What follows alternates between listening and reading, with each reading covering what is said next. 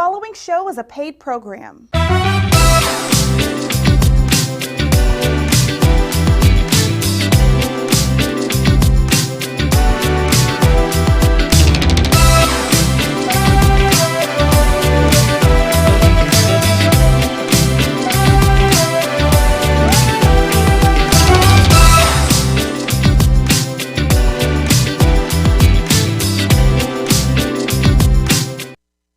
Hey family, how you doing today? I am so excited. I'm telling you, about 2 years ago, I wrote on a piece of paper, Felix Bighem. I said, I want to meet this guy.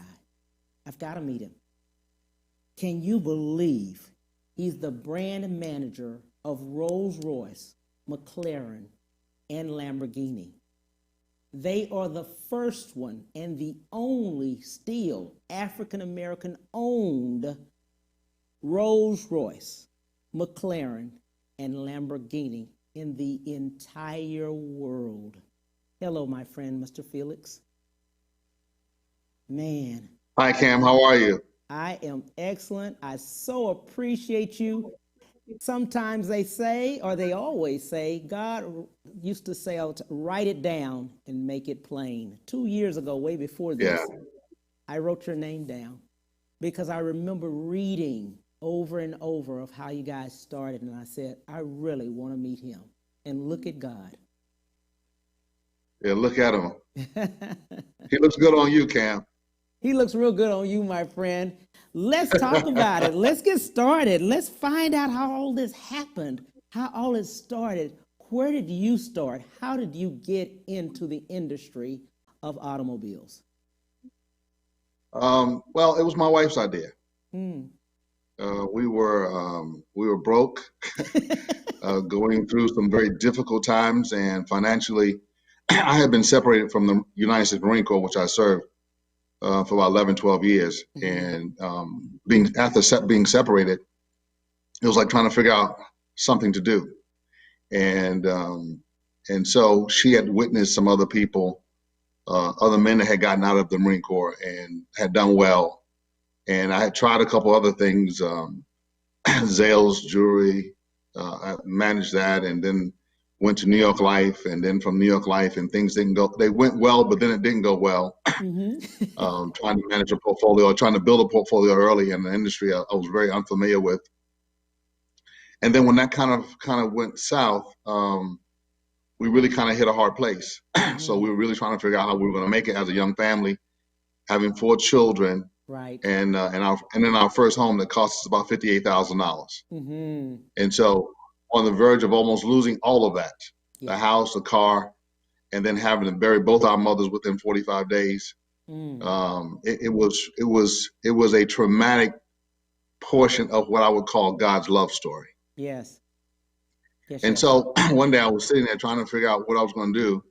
And my wife came and she said, look, honey, she said, why don't you try selling cars? I've seen some of your colleagues get out and they're doing well doing it. And I said, I don't want to sell cars. They got a bad reputation. You're out in the cold. And I've already experienced that with the Marine Corps. So I didn't want that again. And I was like, no. And then so finally one day I finally looked back over how she had supported me in almost everything I had done. Right. I mean, anything I wanted to do, I tried. New York Life and the jewelry stores and all the other stuff.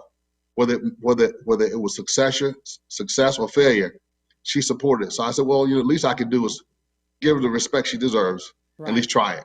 Yeah. So I tried it, and within about 2 weeks, that was the first thing I ever quit in my life, because it was a lot to deal with. Traumatically having to deal with just the transition of getting out of the military. And a lot of people don't have no idea, if you've not been in the military and having to get out, at some point, it could be very traumatizing being accustomed to a certain regiment every day, and then it changes all of a sudden. And then as a young man, it's very difficult because, young African-American men oftentimes don't know where to go. Right. And then as far as mentors and stuff like that, I can't say I didn't have them, but even sometimes when you're going through some very difficult times, as I went through, You just sometimes you can feel embarrassed, you can feel ashamed, you can feel less than. And I went through all this gamut of emotions, and then so finally I sat down for a moment and I allowed myself just to be still, and I said, okay, at least I could try this. The car business was not something I would have ever chosen in my life, not ever, but it was the plan that God had me in for my life. Yes. And my wife spoke it into existence. She wasn't aggressive about it.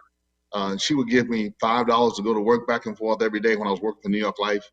And then in this transition, I said, okay, I'll try it. So I went and I didn't have to just apply. It's almost like God had a path for me. Her first cousin was already in the business. And so I went and sat down and talked with him, and he had this bright gleaming light of faith on his face like yours. And he said, and I could see him looking at me and vicariously starting to live his life over again through whatever success he believed I would have. Right. And it's always interesting. I've learned now as I've lived a little bit more, because I've now been in the car business over 30 years, that oftentimes people can see something in you that you can't see in yourself because of your dark day. Exactly. And so that's how it all began. So I started off at Riddle Acura, which was in Chesapeake. And I hadn't been there, I don't know, maybe a good 4 or 5 months, and things were really starting to turn around. Acura had just came out with its NSX. And then right on the brink of things turning around for me, and that's being able to overcome bankruptcy, my mother got killed in a car accident. So I was we were both in our mid to late 20s. We just had our last son, which is Felix, the third. And we just didn't know what to do with that. It was so catastrophic for me, because at that time I was probably in my late 20s, and if I had broke 30 yet. And I didn't really know my biological dad yet. I knew who he was, I knew where he was, but there was not a relationship I knew that would be the benchmark of my success, right. My biological dad. And so to this day now, man, he's my dude. I mean, he's encouraged me like no other people could, but I gave him a chance to do it, and I gave myself a chance to have a relationship with him later on. Wow. So we got through that, and then right after we got through, my mom, her mom died within 45 days. Wow. And so and the reason why I'm sharing all this, I'm being this transparent, is because oftentimes people going through stuff don't realize it's what you go through that makes you. Yes. It's not always what you know and what you do that makes you. It's what you go through that makes you. And so shortly after my mom died, my uncle died. And within 30 days after that, my wife's mother died. Her last living sister died on the airplane trying to get to the funeral. And then within a week or two after that, my grandmother died. Now, these were all pillars for me, right? Because I was very close with my mom. I had a very, very nice, I had a very pleasant relationship with my mother-in-law. And to lose both of them at one time, and then lose my grandmother, which I would always go visit when I was in the military, it can't get any more traumatic than that. And then being on the verge of bankruptcy. Right. So it's only by the grace of God I even survived it. But it was amazing, Cam, that it seemed like everything I touched in the car business, I mean, everything I touched, it's like God blessed it. And when I came in the car business, it wasn't at a time when the business was booming. It was a time when the interest rates were high. Right. And they were, and America itself was talking about possibly another depression. And this was in the late 80s, early 90s. And I would go on to succeed. I would leave Acura as soon as I came back from my mom. Actually, I got fired from Acura when I got soon as I got back from. You want to edit these stories, but right. I'm gonna be. Sometimes we need to be real, because I think real stories kind of help people more than these made up stories we try to make. Absolutely. And if God's gonna get any glory out of this, then you have to give them the truth. Right. The moment I got back from my mother's funeral, within a week, I got fired from the job I had at Acura. I would now go to the Casey Auto Group, and when I got fired, it was my fault. It wasn't the company's fault. It was my fault, and it wasn't because I was gone too long. Because I've done something I shouldn't have done. They just couldn't prove it. And so then and I'm telling all this because we all take chances in life. Yes. But even the chance we take, God has a way of protecting you. Yes. Yes. So then I would go to the Casey Auto Group, where I really didn't know anybody, and it was very difficult because I think if I was brave enough, I probably wouldn't be sitting before you. Mm. So this suicide thing that these young folks are going through now is not new. I think oftentimes we all have reached moments of depression, and we felt like life was no longer worth living. And you can believe me, I've had my share of those. Mm-hmm. Mm-hmm. And, you know, and God has not always been prevalent in my life, but He's always been relevant in my life. Right.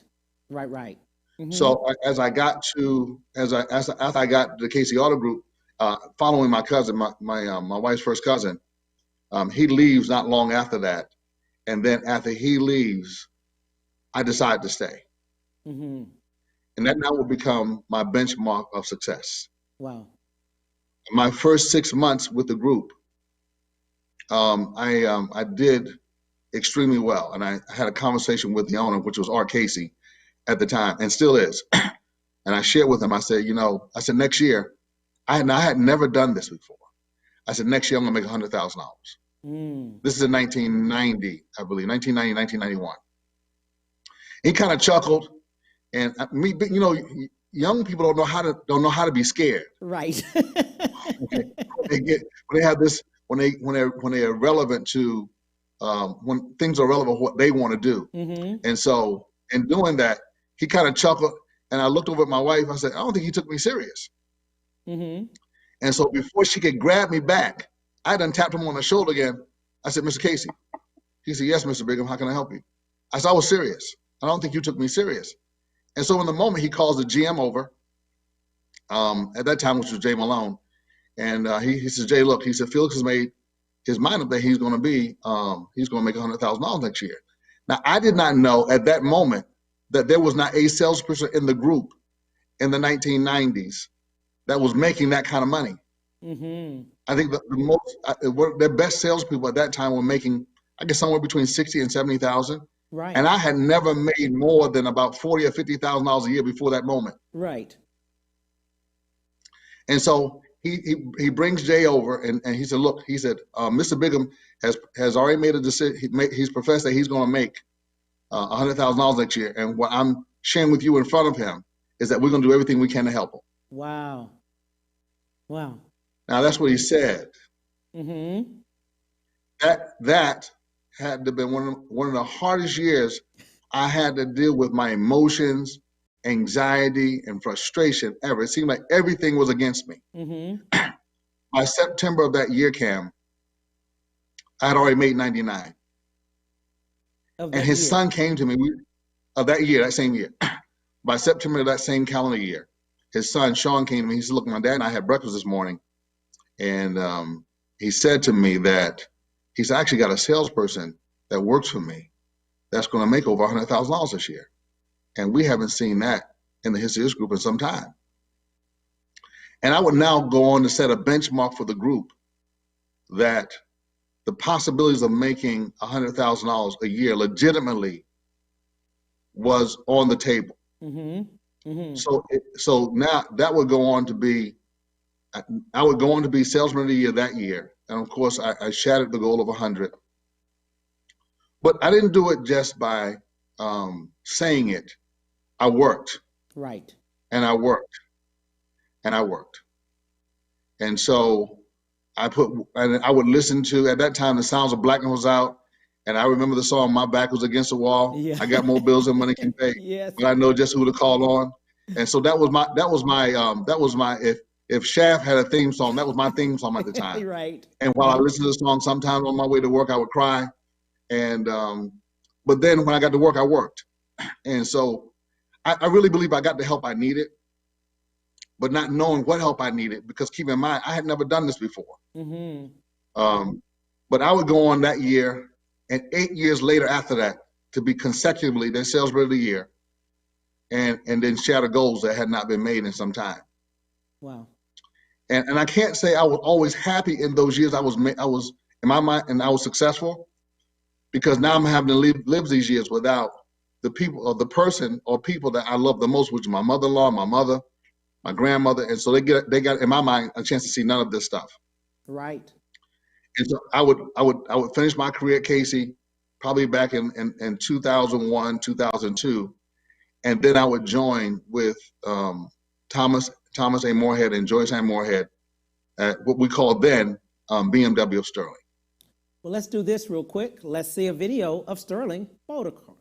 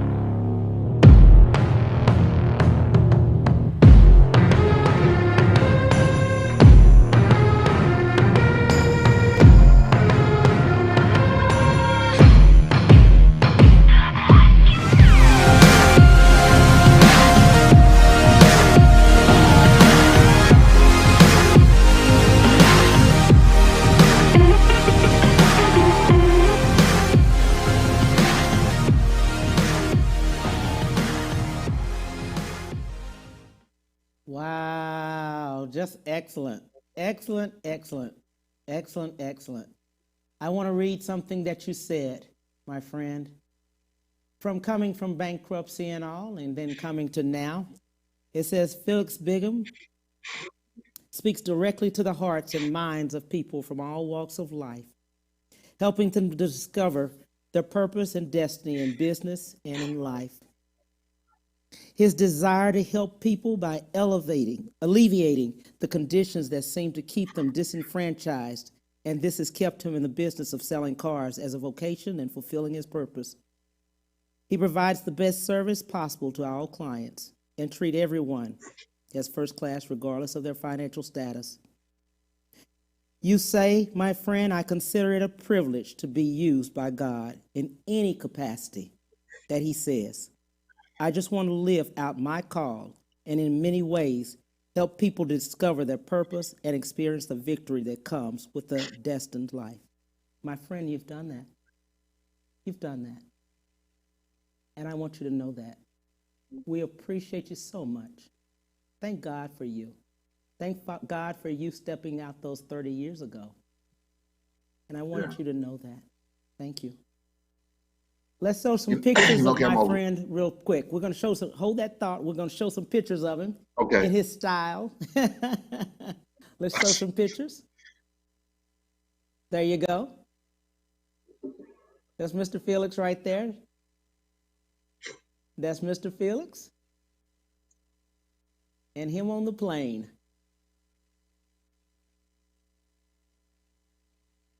Okay. You wanted to say something, Mr. Felix? I did. I left probably the most important part out. Yeah. I mean, the most important part. Mm-hmm. You know, while I was at the Casey Auto Group and wrestling with, I guess, the demons of life. Yeah. God decided to refine the call. Mm-hmm. And like many of us, we search through life as to what our call is. And even sometimes when it comes, you run from it. Mm-hmm. I think we had that conversation earlier. Right.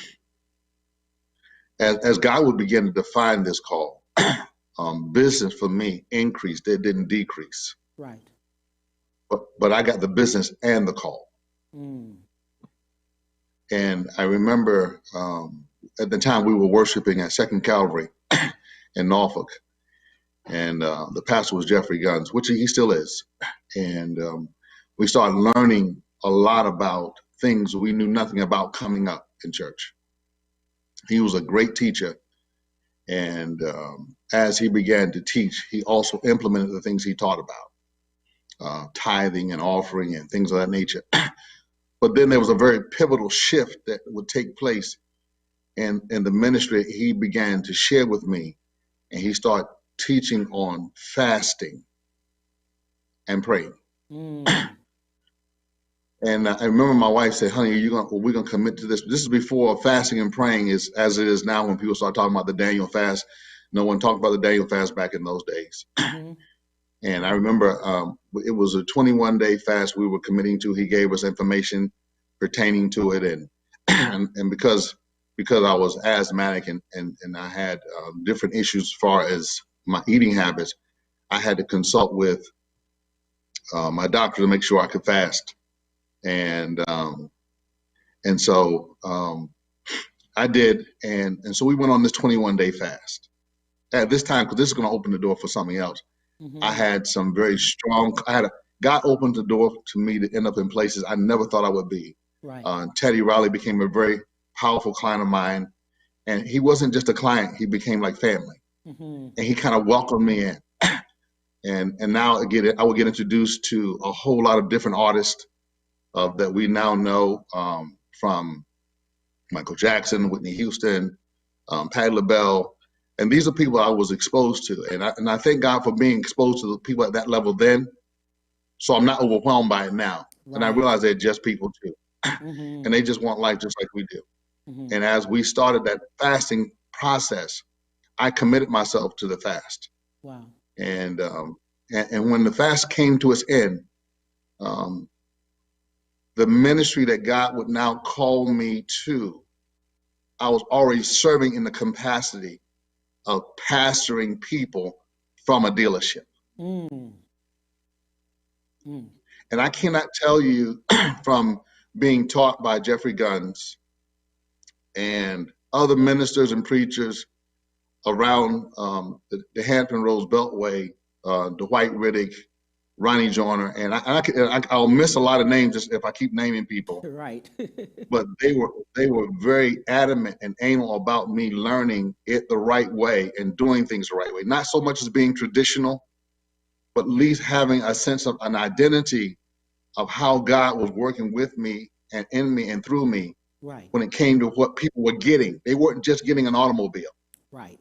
They were getting somebody that truly loved and cared for them. Mm-hmm. And I can't tell you how many car notes I paid, how many mortgages I paid, how many funerals I've been to, baby dedications, weddings, and all those things because I genuinely care about the people I serve. Wow. And I realize this, Cam, that people never care about how much you know until they know how much you care. Oh, that's true. Oh, that's true. Yeah. And so once we went through this fasting process, the anointing on my life would increase in such a way that would be so perplexing to me that God was now preparing me for my next venture in life. And this is how I met the Moorheads. Wow. BMW North America had voted me in as being on their regional sales council. And what they do in the sales council is they gather people from all over the United States. They take them to a place, they get your ideas, and then that's how they develop and remarket their strategy for building their new automobiles. And so I was a part of that. I was a part of an elite group, and I never imagined this in my whole life, Cam. I never imagined the places I've been and things I've been involved in. And when I got to Sterling, I was broken. I was really broken. I was separated from the church I had been going to that I loved. I was separated from an environment that I had become very good at, and people knew me. And it's nothing worse than in your mind to like starting all over again. Right. But what I didn't realize then is what God was preparing me for was something I had not been exposed to.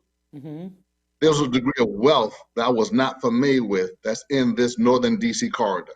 And a wealth I was not familiar with. And because I wasn't familiar with it, I stayed confined in the tradition that I knew. And God said the pot was too small. And so as he cracked the pot and took me out of it and moved me, and I came here scratching, kicking, biting, and crying. Even to the point where my wife said, let's just come on back home. Because we done been down that road with you before. We ain't going through that again. Right. I said, no. I said, no. With tears in my eyes, I said, no. I said, I know this is where the Lord has sent me. Yeah. And so what God had to do is he had to deal with my pride, my ego, to get me to a place of humility, of where he could really use the gift he's placed inside of me, that men and women and children, according to his gospel, would be saved. Hold that thought right there. We're going to take a break, and I want you to tell us more about that, Felix. We'll be right back. We'll be right back to the Cam Hill Show after these messages.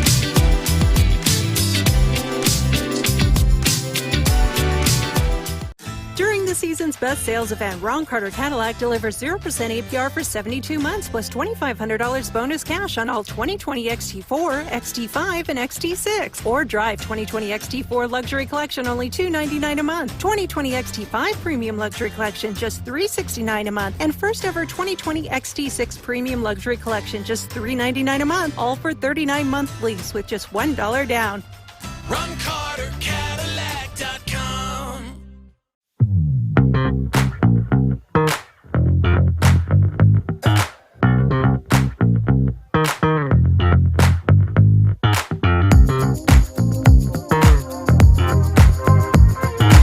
I'm attorney Willie Powles. Allow me to express myself with you. If you've been hurt or injured in a car or truck accident, give me a call and we'll get it fixed today.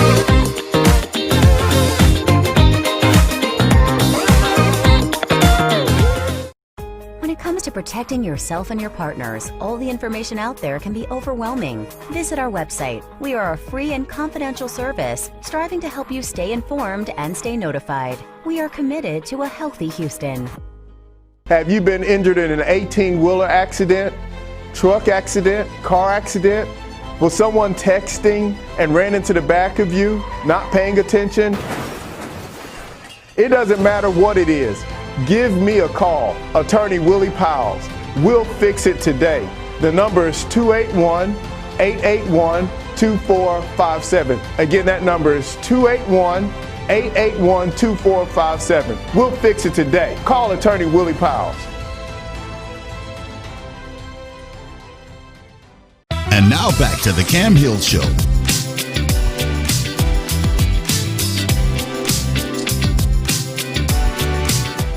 Hey, we are back with Felix Bighem. Hey, my friend, we were talking about humility. Yeah, yes. So there was an unleashed power that was locked away inside of me. And the only way it will come out is in the absence of pride. And I'm not talking about pride, like being proud of what you do, being prideful in the work you do. But God can't do anything with pride. Right. Because pride means it's about me, and it's not about you and nobody else. And when God wants to make manifest his presence, it's only about him. Mm-hmm. And so I went through these breaking moments with God, and I stood in the mirror one day. I looked in the mirror. I said, God, show me me. Mm-hmm. I had no idea, Cam, what I was asking for. Yeah. But I knew there was something not right, and I couldn't put my finger on it. And oftentimes when there's something wrong with you, you really know what it is. You just don't want to deal with it. But when I asked God to show me me, and he started showing me me, it hurt so bad. And I said, God, am I that bad? He said, no, you're a whole lot worse. He said, I'm only showing you what you can handle. Mm. And he began to take me through this metamorphosis to reshaping me, not the way the world had me to believe I was or what I had to be, Mm-hmm. but what he had ordained for me to be before I was born, before he placed me inside my mother's womb. Mm. And I can say this, with a great degree of humility. If I get emotional, it's only because he has done it. Yeah. A lot of men and women have been saved through conversations over buying a car. Yeah. Only because I was able to put myself aside. Right. And to show them how much I really cared, and then move myself out of the way and let them see how much God cares. Absolutely.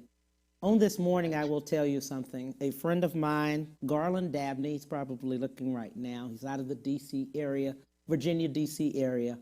And he's a realtor as well as a developer in the area. And he mentioned something to me. He said, Cameron,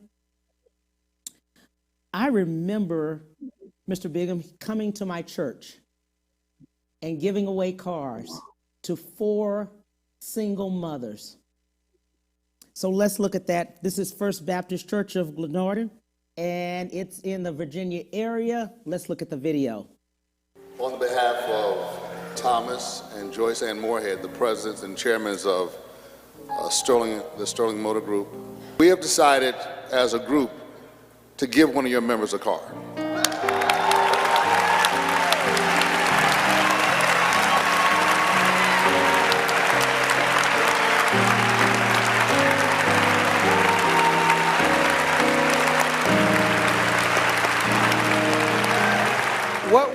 What we've decided to do is to give the car to a single mother named Javel Tate, April Lanier, Marilyn Lacey.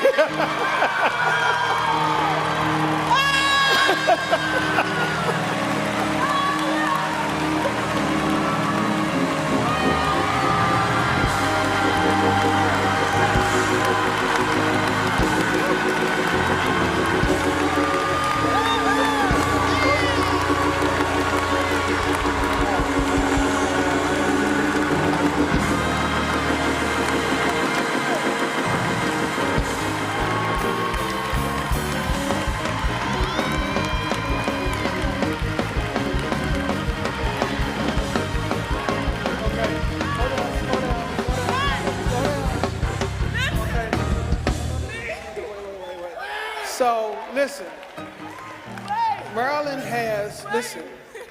has 8 kids. She's a single mother whose husband died a few years ago. Oh my goodness, it changed my life in a sense that now I can move all of my kids at one time and not have to leave half the group home because there's 8 of them. This is just amazing. Like, I'm really at a loss for words, which is really rare for me. It's everything. It changes safety, reliability. I can get them to and for church and school and not necessarily have to worry about if the car going to break down or something. It changes the whole dynamic.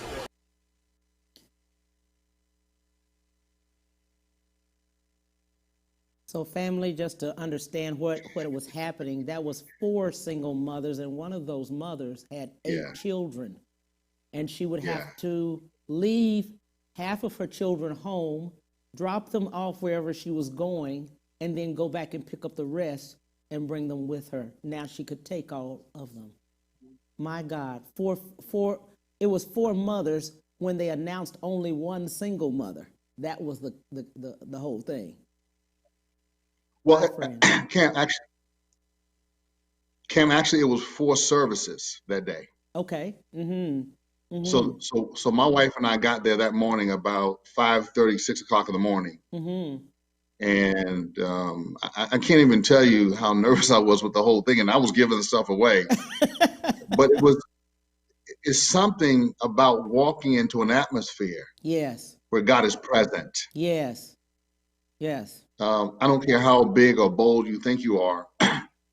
It's something about being before God's people. Yes. And God using you in a way like that can humble any man or woman. Mm. And so we got there about 5:30, 6 o'clock that morning, and we were there until about, 10:30, 11 o'clock that evening, because they had 4 services. So each service, as a dealership, we decided to give a car away for each service, not just for one person. Mm-hmm. And we sat down and talked with Pastor Jenkins prior to this, and of course he had questions for us because he didn't solicit us. We actually went to him, and we want to make an impact in the kingdom, and what better way to do it than to give according to the scripture. It says, give and it shall be given back to you. It didn't say go market and you'll get it back. It says give and it will be given back to you. And I can't begin to tell you the amount of blessings that have come to us since then. But so we got there, and then each service, we gave away a car. Wow. Thomas and Joyce Ann was very kind in doing so. And at that time, we were under the leadership of Paul White. And Paul White had his theory and theme was, if we're going to pay money for marketing, why don't we just do this? Why don't we just give and let's see what God does? And so we came together, and our chairman and chairwoman, Tom and Joyce Ann Moorhead, supported him in the vision that he had, and therefore we went forward in doing this. And I can't tell you that lifetime. That's the experience of a lifetime, not just changing for the moms that received the cars that they needed, but the impact it would now have on our lives as well. Mm-hmm. Mm-hmm. Mm-hmm. That's good right there. That's good right there. Let's talk about the financing of vehicles. Many times we go into a dealership and we're upside down most of the time. We're going, and this is just going into a dealership. You've been in financing for a long time, as I was reading. And many times that's where we get taken a lot of times, that we've bought a car, either we've put too many miles on it or it's not working, or, once we drive off the car, the lot, the brand new car, as we turn back around, try to take it back, it's half price by the time we get through with it. So many of us don't know how to go and purchase a car. We really just don't. We don't know how to purchase one. We really don't. Sure. So I think the first thing, and now with cyberspace, right, there's so many things that people do prior to coming into a dealership. Mm-hmm. They search the website. They're trying to find somebody that fits their eye. Excuse me. So by the time we actually see them, they know the now buyer. Right. So keep in mind, I got now 30 plus years doing this, so I've seen this change through 3 different decades. Mm-hmm. The now buyer is a lot more informative, has a lot more information. I'm saying something, but I'm getting to a point. Right. Absolutely. And so even with all that information, knowledge is only power when you know what to do with it. Right. Absolutely. Absolutely. I think the car buying experience, and I learned this earlier in my career, that it is one of the most stressful things that we go through as people, right? Regardless of color, because I think sometimes we add stress to the equation. Mm-hmm. It's relatively simple. You already know what you like. Yes. And so when you know what you like, the car buying experience, and this term you used upside down. I've heard this, and unfortunately, we have taught people how to say things that really have no relationship to anything. Right. It's like, how can you be right. upside we owe more down than what it's worth. And so the term would be, it's either you're in an equitable position or you're in a negative equitable position. That's it. And so I think a lot of times people may not understand money. Yeah. And when you don't understand money, sometimes the position you end up with in a car buying experience is because you're trying to, in some cases, negotiate to the so-called best deal. And the best deal is not based on how you beat the dealer to that bottom line. And I know contrary to a whole lot of people will say that, but we didn't stay in business giving everything away, and we could not have stayed in business doing that. It's no different than, the people that are that work for the government or people that are in the military. When they go to work, they expect when payday comes to get a check. The government functions and operates by collecting taxes from us. Yes. And how they fuel the government is based on our taxes. People, when they go to work to provide for their families. So the car business is not that much different. I mean, it's not hard to figure out what a car costs. Right. But I think sometimes what we in our industry have created is an atmosphere that's not always pleasant to the consumer. So the consumer's already on guard coming in, not having to buy the car, but having to deal with the money piece. So I think you cannot eliminate negative equity or being upside down without putting money into it. There you go. Most cars are not investments. And unfortunately, in the beginning of my car industry, we would sell a car based on saying it's an investment. And then you go talk to a finance guy and he would tell you, no, it's not an investment, it's a liability. And it is a liability.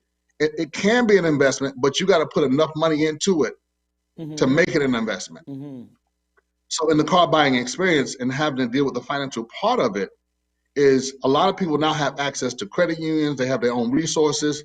And with that, they're now using those. Right. If you are a immature buyer, you're a new buyer, and you want to buy a car, first thing, don't let the money get in the way, because you can deal with the money. And I'm not telling you to discard it, but if the money becomes the most important part of it, you will not have a good experience.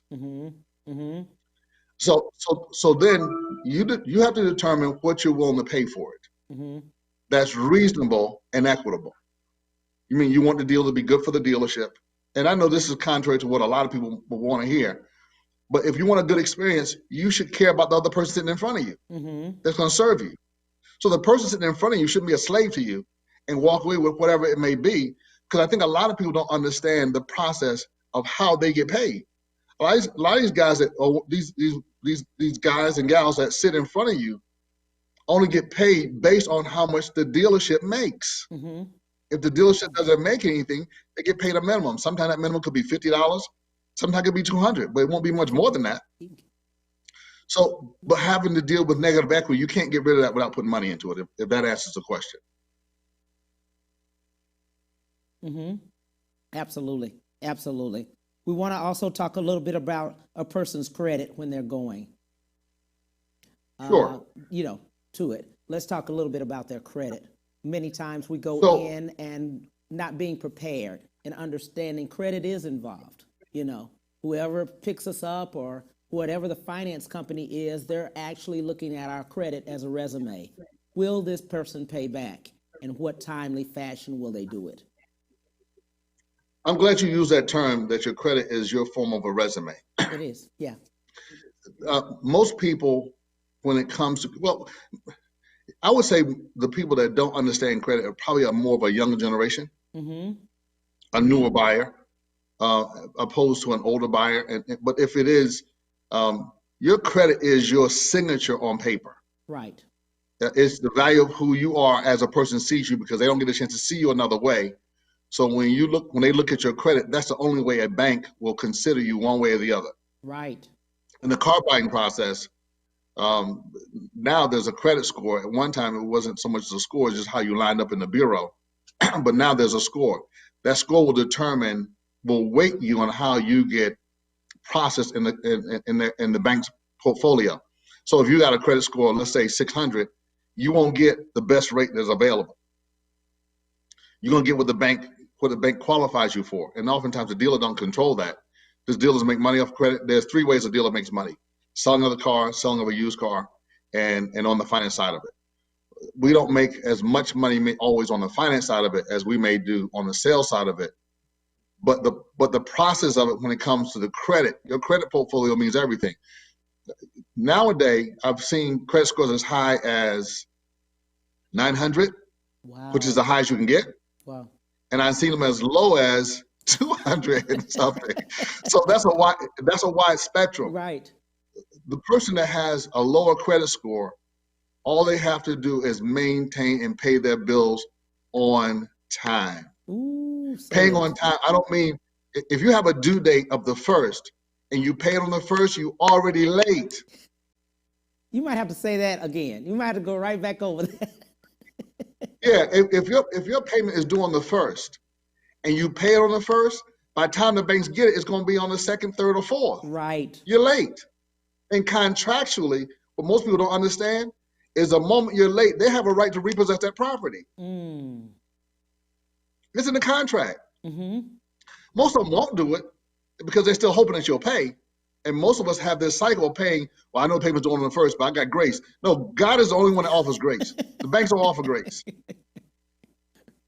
What the banks do in their portfolio is when you start paying the grace period, they keep that on their file.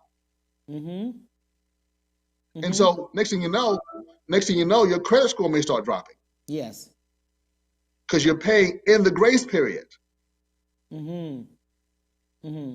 So for me, when I talk to people about credit, I don't, as an advisor to people buying cars, clients, I never talk about credit ever until they've made a decision to buy the car. Right. Because if I do that, then I'm profiling them. Mm-hmm. And I wouldn't want someone to profile me. First thing, attend to my interests first. Mm-hmm. So I'm going to spend time with you first. If you bring up credit and say, look, I'm going to be transparent with you. I have some credit issues. I'm overcoming them. I'm going to say, well, how do you want to start this backwards first? You want me to go and you want me to pull your credit and make sure you qualify? Or do you want to just go through the process and look at the car and find out what you like? Well, no, I don't want to get my emotion involved. I want to make sure I can get it. I will walk through that process with a consumer, however they want to do it, makes it comfortable for them. Right. When they're walking into luxury like this, and now this is different. In the dealership where you are, in your luxury, and they've already decided at this point, this is what I want. And this is, they've already decided these are the things I want. I really like this. As a dealership, what I love, and I've seen this with you guys and just looking over a lot of videos, I love the fact that you all are so personable. Very personable. Your customer service is top notch. And we don't see that all the time in not just dealerships, but just across the board in the world. That customer service, I know from just reading about your organization, just seeing what you do, that's number one. Why so? We know what it's like to fail at doing it. Yeah. And so when it comes to, I know how to treat people. Yes. And we have learned to make that. We have learned to make that the spirit of the operation. Right. Mm-hmm. And so in doing that, and don't get me wrong, I can probably name a few clients that really ain't happy with us. Mm-hmm. And sometimes we have to we part our ways. Right. And sometimes we have people we just can't make happy. Mm-hmm. That's natural to life. No 100% of the people are always going to be always happy. Right. And that's business. But the majority of them. Yeah, that's being yes, sir. Business. But the majority of them, we do the best we can with staff, trying to make sure staff is properly prepared. Right. Trying to make sure we manage. We don't just manage it, we expect it. We inspect what we expect. Yes. And that's a constant process. Yeah. It doesn't go in. And then the connection between both sales, service, and accounting. We try to make sure that is like woven into the fabric of who we are. Mm-hmm. And so if you ever want to find a system that's failing and when it comes to service, you'll find a system that's breached in their communication process. Right. Right. Mm-hmm. Mm-hmm. That's So we so constantly true. keep working at it. Yeah, that's so true.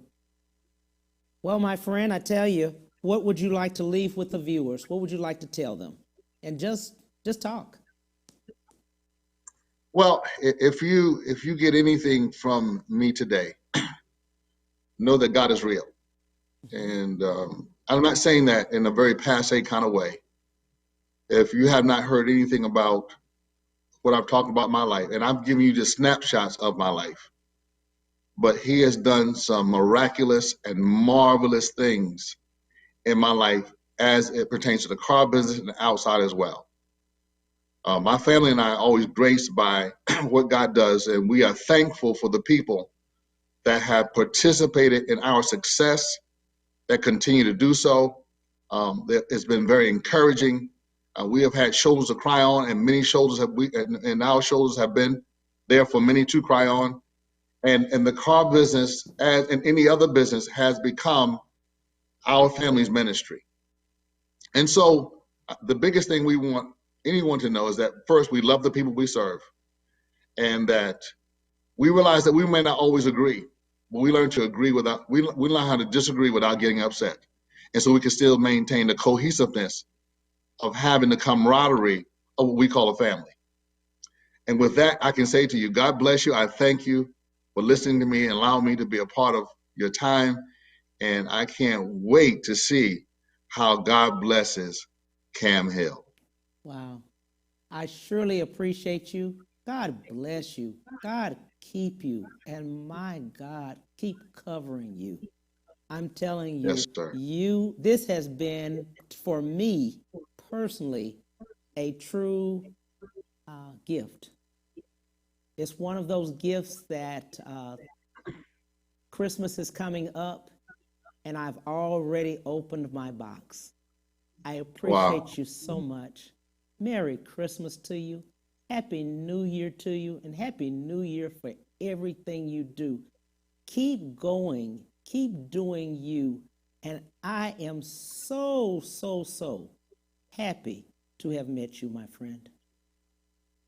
The pleasure really has been all mine. And if I could say this in closing, there was this big thing that went on for a while. And I'm going to say, Cam, you got mail. Like that. And when I say you got mail, I'm not being casual about it. Yes. God has just delivered some mail to you. Ooh, wow. And in the mail, when you open it, you're going to see that your eyes could not have seen, and your ears could not have heard, and nor could it have entered into your heart of what he's already done for you. So from where you've come from to what you have not yet seen, open your mail.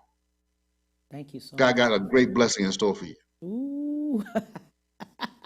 You're going to make me run around here, don't Yeah, I'm only sitting still because the camera is only in one place. I know, right? I can't tell you how many times I've shouted so far.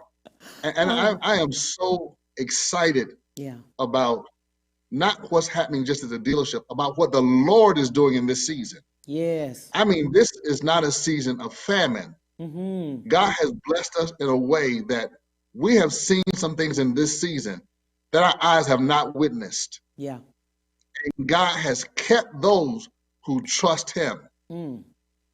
So if anyone's ever had an opportunity, now is the time. If you're going to do it, now is the time to do it. If you've never been encouraged, be encouraged now. If you've never trusted God, trust him now, because the greater is before you. I thank you so much, friend. You're going to make me run. I'm call you later. But I appreciate you so much. God bless you, keep you, and we love you so much, my friend. Take care. God bless you too. We'll see you on tomorrow. We will have on tomorrow Stevie Ray, professional wrestler, as well as Ryan Yarbrough. He's a retired football player and author. Talk to you then, 12:31, 30 Central Standard Time. Bye.